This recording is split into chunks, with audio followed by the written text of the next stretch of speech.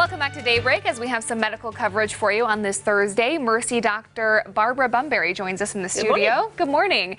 I can't believe it. We were saying school starts a week from yesterday, I think. I know, can you believe it? No, and that means fall is coming shortly after, and with it some fall allergies, right? Yes. Okay, tell us about them, maybe how to keep them away if possible. Sure. So this time of year, ragweed is what we see the most, or if you're a hay fever sufferer.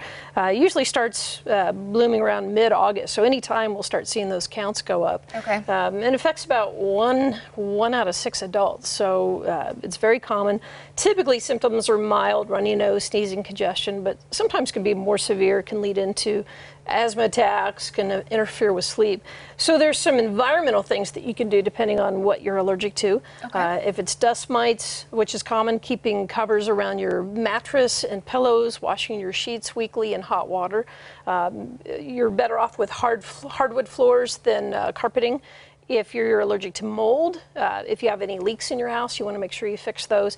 If you have an older house, there's a lot of moisture or a basement, a dehumidifier can help. If you're like me and you're allergic to cats and dogs, I think physicians have gotten away from telling you to get rid of the pets because we know that's not going to happen. We like our companions. Exactly. Yeah. But you can keep them out of your bedroom, at least where you sleep at night. You can keep them off of upholstered furniture, and you can keep them off the carpeting. I have to say I fail miserably on all 3 of those.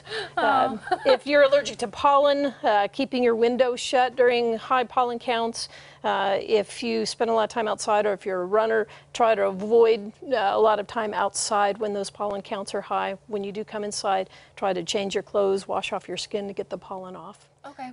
And then you were saying, too, if it's serious enough, you guys can do some testing or... Yeah, there are some skin tests or blood tests that we can do to find out for sure what you're allergic to. And most people can treat it with medications. Nasal steroid sprays are the first line, like Flonase, Rhinocort, Nasacort.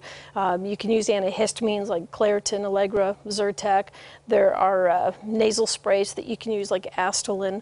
Sudafed is good if you have a lot of congestion. Afrin is also a nasal spray. You just don't want to use it for more than a few days.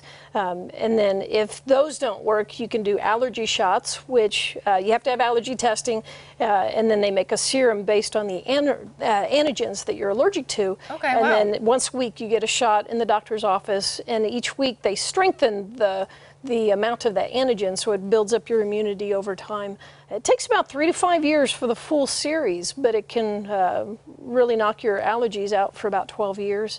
Wow. There are also sublingual drops that you can do under your tongue that are only for certain grasses and ragweed, but they don't require the office visit like you have to do when you get a shot. Okay, so certainly if you're suffering, you got some sniffles or you know you have allergy problems, you don't have to be miserable all fall. No, not at all. Okay, you said you're allergic to Springfield, and some shots have been doing you good. Yes, they have been. Okay, yeah. I think that's hilarious because I'm sure a lot of you out there can relate to that.